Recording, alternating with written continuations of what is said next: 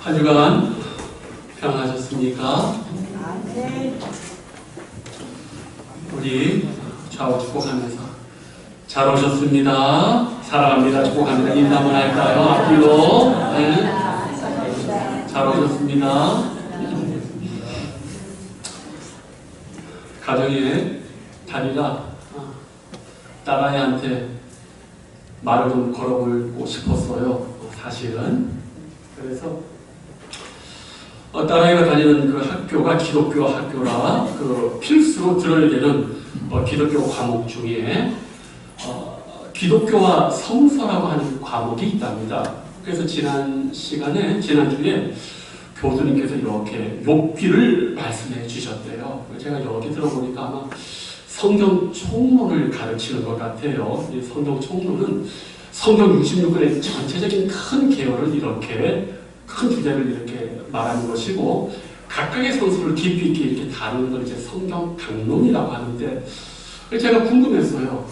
신학대학교가 아닌 일반 대학교에서 그 분들이 신학교 교수들이랑 어떻게 차이가 날까 사실은 좀 흥미로워서 그래 교수님께서 그 욥기에 대해서 이렇게 뭐라고 말씀하시더냐라고 제가 이렇게 물었습니다. 그러니까 딸애가 욥이 당한 그 고난의 이유에 대해서 욥이 대단히 궁금하고 하나님 좀 빨리 나타나셔가지고 좀 변론하고 얘기하자고 계속 얘기한다는 거예요. 그리고 마침내 하나님께서 이렇게 나타나셨는데 아주 특이한 건 뭐냐면 하나님이 욥에게 너가 왜 고난을 당한지 하나님의 이유를 대답 안 해주시고 나타나시자마자 무슨 얘기하냐면 내가 이 땅의 기초를 쌓고 주치를 놓고 할 때 너 거기 있었냐? 하나님 창조의 어마어마한 일을 계속 얘기합니다. 그런데 문제는 뭐냐?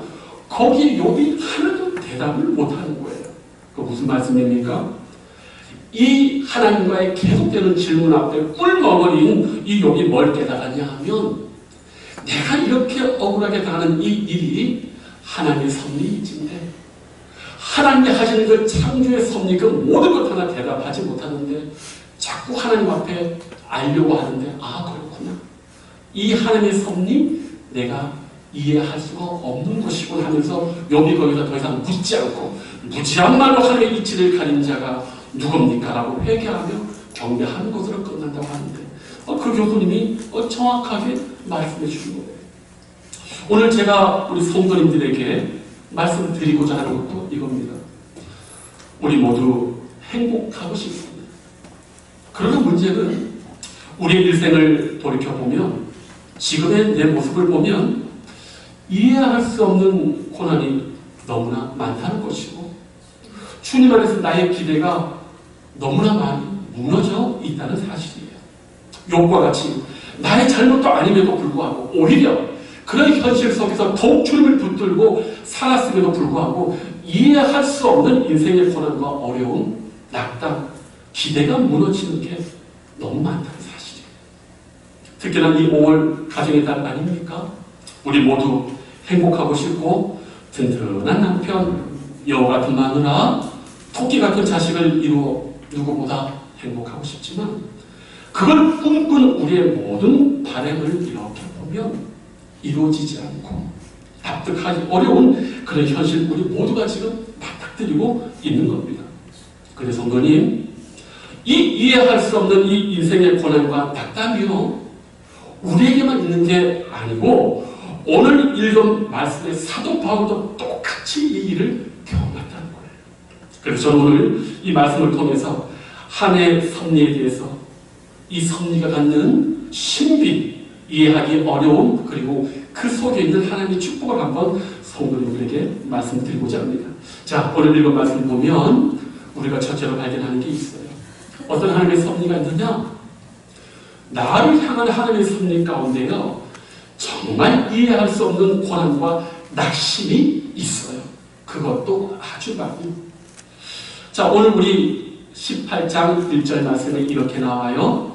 그 후에 바울이 아덴을 떠나 어디에 이르렀다고요? 고린도에 이르렀다. 그런데 이때 고린도에 이르는 사도 바울의 심정이 바로 우리가 아까 읽은 고린도전서 2장 3절에 나와요. 이때 고린도에 이르렀던 사도 바울의 심정이 무엇이었느냐? 2장 3절 우리 한번 다 같이 한번 읽어볼까요? 시작. 내가 너희 가운데 거할 때에 약하고 두려워하고 심히 떨어노라. 이거 믿어지십니까? 사도에게 이런 일이 과연 발생할 수 있습니까? 누구보다도 하나님을 향한 열정과 뜨거움으로 있는 사도에게 이런 일이 있을 수 있을까요? 사도는요, 원래 인간적으로 대단히 강인한 사람이에요. 이 사람이요, 불붙는 추진력과 열정, 그리고 담대한 기질, 타협하지 않는 아주 남성적으로 말하면 대단한 마초 기질이 있는 사람이에요. 게다가요, 기질적으로도 이 사람 아주 매섭고 무서운 사람이에요. 알다시피 사도 바울이 어느 지파 사람인 줄 아세요? 베냐민 지파 사람. 베냐민은 물어뜯는 일이라고 얘기를 했는데, 이 베냐민은 구약성경 12지파 중에 가장 수가 적었음에도 불구하고 전쟁에 특화된 그 사무라이 지파예요. 그래서 이스라엘 초대 지파 중에 사울왕이 괜히 베냐민 지파에서 나온 거 아닙니다. 그래서 사도 바울의 회심을 보면, 회심물을 보면 이 사람은 어떤 영적 DNA, 조상으로 봤던 육체적 DNA가 대단히 기질적으로 강한 사람이에요. 그런데 지금 이분이 무슨 이야기 합니까? 약하고 두려워하고 심히 떨었다. 이게 지금 정신분석학적 용어를 안 써서 그렇지 이게 거의 심리적 공황 상태예요. 그런데 이게요, 이 공황 상태가 심각해서 오랜 시간을 거치는 질병으로 옵니다. 공황장애로 오는 거예요. 여기 말씀 보면은 약하고 두렵다는 건 내적인 어떤 영혼의 울림이잖아요. 힘든 말이다. 근데 이것이 지나치면 어떻게 해요? 몸이 떨려요.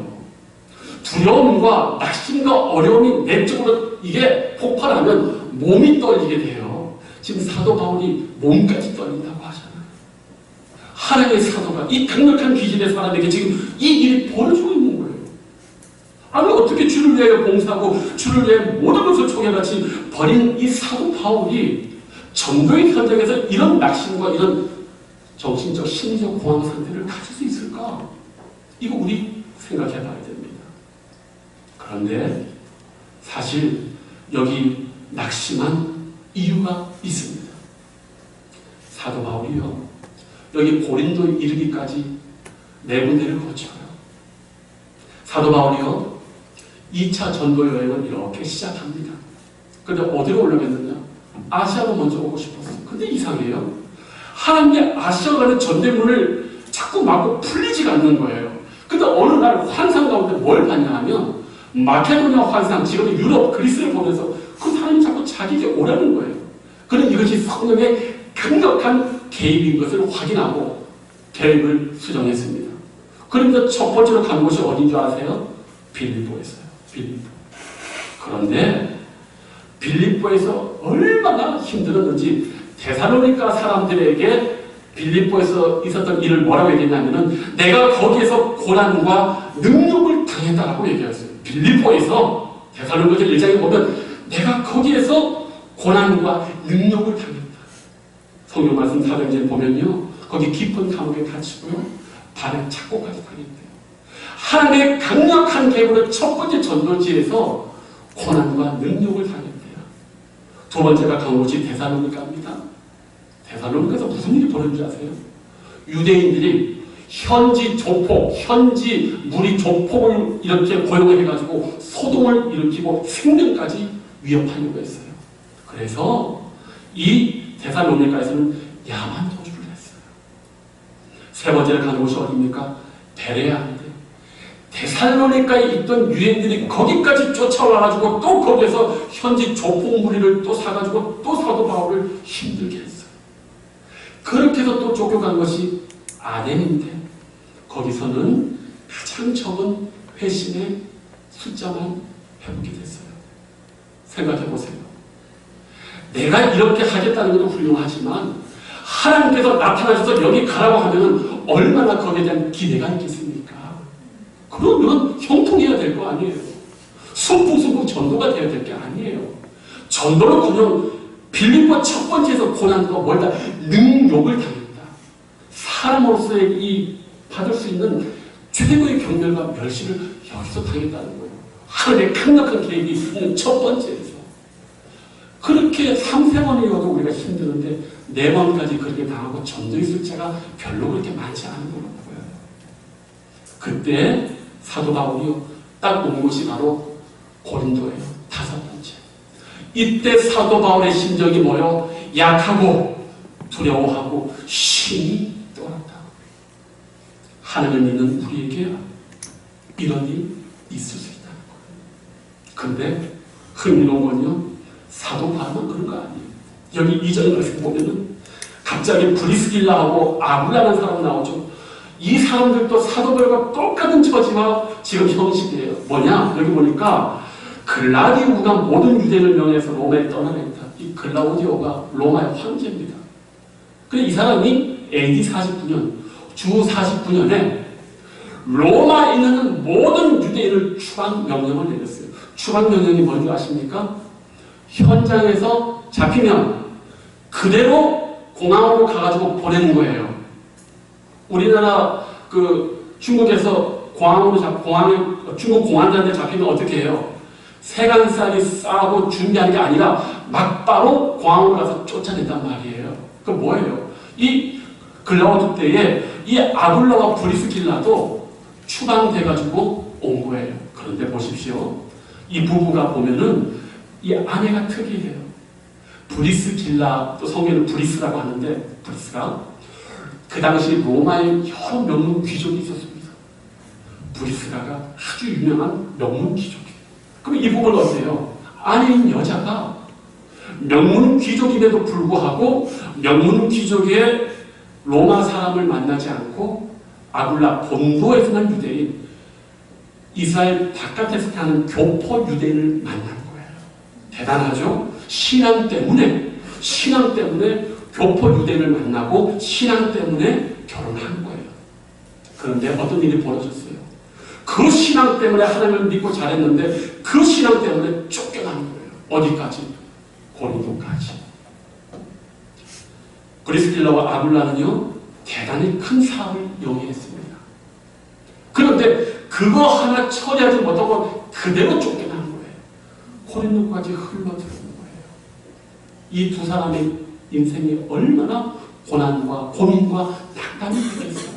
사도 바울만 지금 여기 일어나 딱 낙담된 게 아니라 이 사람들도 이게 뭘까? 왜 하나님 여기까지 우리를 밀어버리실까? 이분들 고민하고 낙담하지 않겠습니까? 이 하나님의 섭리가 이해되겠어요? 이해 안 되죠. 이해 안 되는 거예요. 그리고 이분들이요, 참 이 천막 사업도 되게 크게 있더라고요. 그러니까 연구자에 의하면 이때 당시 로마가 뭘로 세계를 제패했냐면 육군 보병으로 이렇게 세계를 제패했는데, 육군 보병이 한 번 천막을 치면 양 60에서 70마리를 잡아요. 대단한 거죠. 그 가죽을 70개를 이어서 할 정도면 대단한 거고, 그때는 잔치가 많았기 때문에. 그러니까 이 사람이 고린도에서도 큰 사업을 했지만 로마에서는 엄청난 이 사업을 했다는 걸 알 수가 있어요. 구멍가게 수준이 아니라는 거죠. 대기업 수준이라는 거죠. 그것이 어느 한순간에 황제의 칙령으로 한 번에 모든 걸 다 잃고 쫓겨나고 고린도까지 밀려 들어올 때 이 두 부부의 심정이 어떻겠냐는 거예요. 브리스길라는 명문가의 귀족인데 신앙 때문에, 하나님 때문에 이 결혼을 하고 선택했는데 하나님께서 그냥 허락해버린 거예요. 뭐예요? 알거지가 된다는 얘기예요. 알거지. 거지 중에 거지가 되는 거예요. 이렇게 두 사람이 여기서 지금 만나게 된 것입니다. 사랑하는 성도님들, 우리 인생도요, 이런 경우 많이 있어요. 하나님 명하신 대로, 하나님이 원하는 대로 순종하며 살았음에도 불구하고요, 이 사도 바울처럼 브리스길라처럼 이해하지 못하는 인생의 고난과 낙심, 기대가 무너지는 게 너무나 많이 있을 수 있습니다. 고개 끄덕이는 분들은 다 그런 걸로 알고 있는데, 나머지 분들은 모두 다 형통하신가 봐요. 그래도 좋아요. 어쨌든 간에. 그러나 우리 인생은 늘 이런 것이 내 눈앞에 맞닥뜨려져 있습니다. 그러나 성도님들 기억하세요. 여러분들이 잘못 살아서도 아니고, 여러분이 죄가 많아서도 아니에요. 이거는 이해할 수 없는 하나님의 섭리 가운데 우리가 있다는 거예요. 그걸 위로받으시길 바랍니다. 그런데 우리 하나님의 섭리가요, 이것으로 끝나지 않아요. 이 하나님의 섭리가 어떻게 그 다음에 이어지냐 하면 바로 하나님께서 그런 우리를 내버려 두지 않고요, 그 상황 속에서 평생의 신앙의 위로자, 평생의 신앙의 동역자를 만나게 해주셔요. 오늘 말씀이 이겁니다. 자, 오늘 말씀 보면 바울이 지금 이 부부를 만나는데 3절 말씀 보세요. 생업이 같으므로 함께 살며 일을 하니 그 생업은 천막을 만드는 것이다. 생업이 같다는 거 천막 같이 하잖아요. 근데 여기 보니까 함께 살았다. 뭡니까? 사도 바울이 거처가 어디 있어요. 사도 바울이 거지인데 이 부부집에 기거해서 살았다는 거예요. 또 하나, 여기 보니까 생업을 갖다 천막 만들었다. 여기 취직한 거예요. 귀하죠? 그런데 더 놀라운 말씀이 있어요. 그저 이 사람들이 그저 그냥 이렇게 함께 일하게 하고 먹고 살게 한 걸로 끝나는 게 아니라, 자, 우리 신약성경 로마서 16장 4절 한번 볼게요. 261페이지 한번 보세요. 그리고 줄을 칠 수 있는 분들은 줄을 좀 치세요. 제가 웬만해서는 성경 안 잡고 줄 안 치게 하는데 오늘 말씀은 정말 중요합니다. 로마서 16장 3절 4절은 우리 다 같이 읽을 거예요. 신약 261페이지 우리 다 같이 읽습니다. 시작. 너희는 다 진짜 261페이지 찾았습니까? 다 같이 16장 3절 시작. 너희는 그리스도 예수 안에서 나의 동역자들인 브리스가와 아굴라에게 문안하라. 그들은 내 목숨을 위하여 자기들의 목까지도 내어놓은, 여기까지. 세상에, 여기 지금 이 사도 바울이 이 부분을 뭘로 얘기하냐면 동역자라고 얘기해요. 사도 바울은 이 동역자라는 표현을 거의가 같은 자기와 같은 전문 사역자들에게 사용합니다.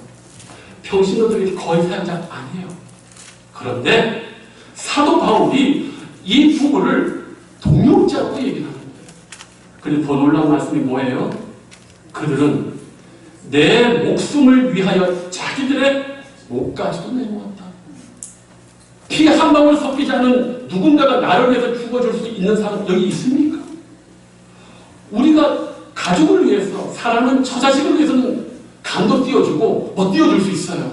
그런데 피 한 방울 섞이지 않은 사도 바울을 위해서 목을 내줄 수 있는 사람이 이 두 부부였대요. 믿어지십니까?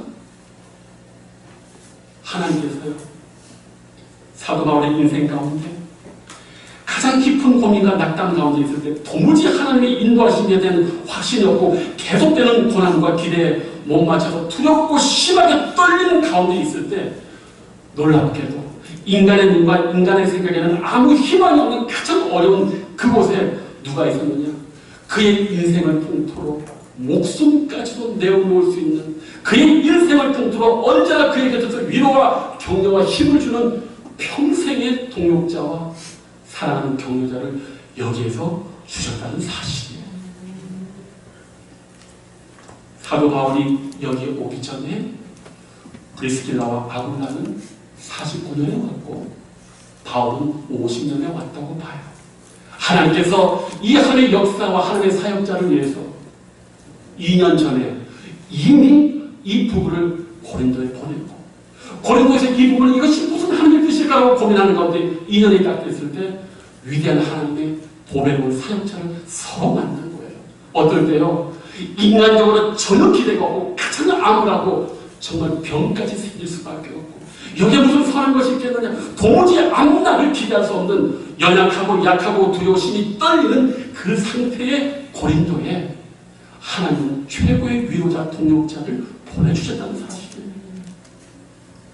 제가 오늘 이 고린도를 말씀을 안 드리는 게 그렇지, 고린도가요, 정말 기가 막히는 곳이에요. 왜 그러느냐? 고린도는 겉으로 휘황찬란하고 뻔뻔한 도시였지만은요, 영적으로 복음적으로 이 전도하기가 가장 악한 최악의 도시, 신약 시대의 소돔과 고모라가 사실은 이 고린도였어요.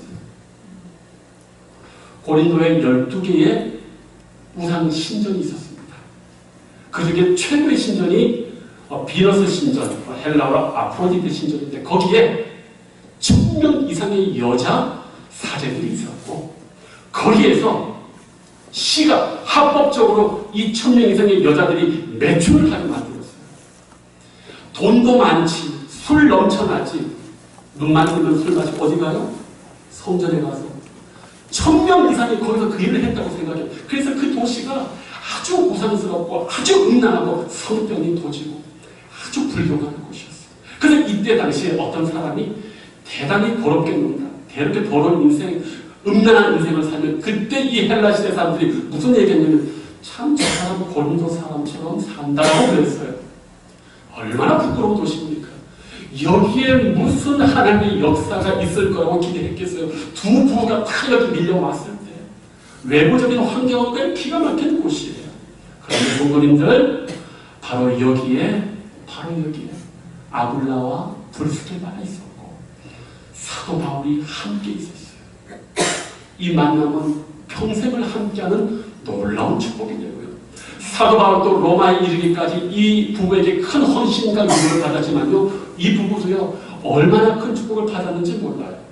로마서를 기록한 시에 보면은 주후 55년의 네로 시대 때는 이 사람들이 다시 갑니다. 그런데 거기 보면은 그의 집에 문안하라 뭡니까? 브리스길라와 아굴라 집에서 예배를 드렸다는 거예요. 신약 시대에 누구 집에서 예배 드린다는 건 뭘 뜻하느냐? 그 집이 최고 부자고 최고 넓다는 얘기예요. 하나님께서 이 고린도에서도 사실은 브리스길라와 아굴라가 그 집에서 예배를 드립니다. 그 축복과 부가 로마에 갔을 때 다시 회복되고 더 큰 하나님의 축복도 이 사람들이 똑같이 받았어요. 만남이 그래서 중요한 거예요. 인간적인 기대가 없고 가장 절망의 순간에 하나님은요 이런 만남을 허락하시는 거예요. 우리가 그걸 꼭 기억할 필요가 있어요. 그러면서요 오늘 이 말씀 보면은 더 놀라운 말씀이 있어요. 읽진 않았습니다. 사도행전 18장 10절에 내가 너와 함께 있으니 어떤 사람도 너를 대적하여 해롭게 할 자가 없을 것이니 이는 이 성중에 내 백성이 많음이라. 세상이나 빌립보, 데살로니가, 베레아, 아덴에 많다는 표현이 없습니다. 가장 절망적인 이곳에 하늘의 백성이 제일 많았고 사도 바울의 복음사의 열매가 제일 많았다는 걸 우리가 또 알 수가 있어요. 인간적인 모든 기대가 무너졌습니다. 이것으로 끝나는 거 아닙니다. 성도님들, 신약 성경 중에서 가장 중요하다고 여겨지는 여러 성경이 있고 우리 교회 역사를 통해서 수많은 믿음의 사람들에게 불꽃을 일으켜준 성경책이 따로 있어요. 뭔지 아십니까? 로마서. 그리고 루터가 종교개혁을 일으킬 당시에 그가 가장 큰 어떤 영감을 받은 책이 바로 이 로마서와 갈라디아서예요. 이 로마서와 갈라디아서가 어디에서 쓰여진지 아십니까? 이 고린도에서 1년 6개월 목회하면서 쓴 서신이 바로 로마서와 갈라디아서예요. 그가 가장 편하고 가장 목회가 쉬운 곳에서 된 것이 아니라 처음에 왔을 때는 심히 연약하고 두렵고 떨리는 가운데 있었지만 그곳에서 브리스길라와 아굴라를 만나고 성령의 나타나시고 능력을 오히려 힘입어서 여기에서 로마서와 갈라디아서까지 함께 기록하면서 이 성중에 내 백성이 가장 많다. 그가 가장 원했던 오히려 회심자가 제일 많은 역사가 여기에서 벌어진 거예요. 사는 성도님들, 그렇기 때문에 우리 인생은요 우연이지 않게 없어요. 오히려 가장 고통과 절망의 순간에 하나님은요 평생의 신앙의 동역자와 위로자를 만나게 해주십니다. 이걸 보는 사람들은 축복을 받지만 그냥 만났겠지, 그냥 여기 교회 맞겠지, 그러면 하나님의 축복 못 받게 됩니다. 이걸 빨리 캐치하시게 돼요. 그래서 오늘 이 자리에 우리 함께 모여 예배하는 우리의 만남과 이것이 그토록 소중하고 귀한 거예요. 다른 성도님들, 우리는요 두려워하고 심히 떨 수가 있어요. 그러나 그때마다 꼭 기억해야 될 것이 있어요. 바로 이 사도 바울과 브리스길라와 아굴라처럼 그렇구나. 연약하고 두렵고 심히 떨리고 도무지 앞이 기대가 되지 않고 고민스러운 하나님 뭡니까? 왜 내가 여기까지 밀려왔습니까? 도대체 여기서 뭘 하시겠습니까? 아무것도 보이지 않을 때 우리 하나님이요 만나게 해줄 줄 믿습니다. 큰 역사가 일어날 줄 믿습니다. 이 말씀을 믿고 의지하면 영안이 열려서 그런 사역자, 그런 성도가 서로 도우게 돼 있어요. 이게 놓치지 마시기 바랍니다. 그래서 어려움과 아픔과 연약함이 올 때마다 이 말씀 기억하시면서 내 평생의 도역자, 내 평생의 사역자들을 서로 만나는 놀라운 축복이 우리 사랑하는 희락의 모든 성도들이 있기를, 그리고 너무 힘들다, 너무 앞이 보이지 않는다 할 때 이 말씀 기억하면서 그래, 사도 바울이 그랬지 하면서 이 말씀 줄친 거 기억하시면서 깊이 묵상하신다면 이 말씀 내 인생 가운데 그대로 이루어져서 놀랍게 회복되고 더 큰 위대함의 역사가 우리 가운데 역사되는 걸 친히 보고 경험하실 줄 믿습니다. 기도하겠습니다. 아버지 하나님 감사를 드립니다. 하나님께서 오늘 우리 사랑하는 사도 바울과 브리스길라와 아굴라의 모습을 통해서 그들도 우리처럼 이해할 수 없는 고난과 낙심 속에 있었지만 우리 하나님께서 이들을 그냥 내버려 두지 아니하고 귀한 만남으로 예배하시고 섭리하시고 경륜 가운데 이끄심을 바라보았습니다. 아버지 하나님, 오늘 이 말씀을 늘 묵상하면서 내 인생을 향한 이 하나님의 놀라운 역사가 너무 많은 시간이 지나지 않고 빨리 속히 이루어지는 역사가 있게 하여 주시고, 여기 함께 모여 예배하는 우리 모든 성도님들 평생의 사역자, 평생의 동역자, 평생의 위로자, 격려자 될 수 있는 은총 더하여 주시옵소서. 서로를 통해서 기도하고 축복함으로 말미암아 우리가 서로 존귀해지고 축복하는 역사도 우리 가운데 있게 하여 주시옵소서. 감사하고 예수님의 이름으로 기도하옵나이다. 아멘.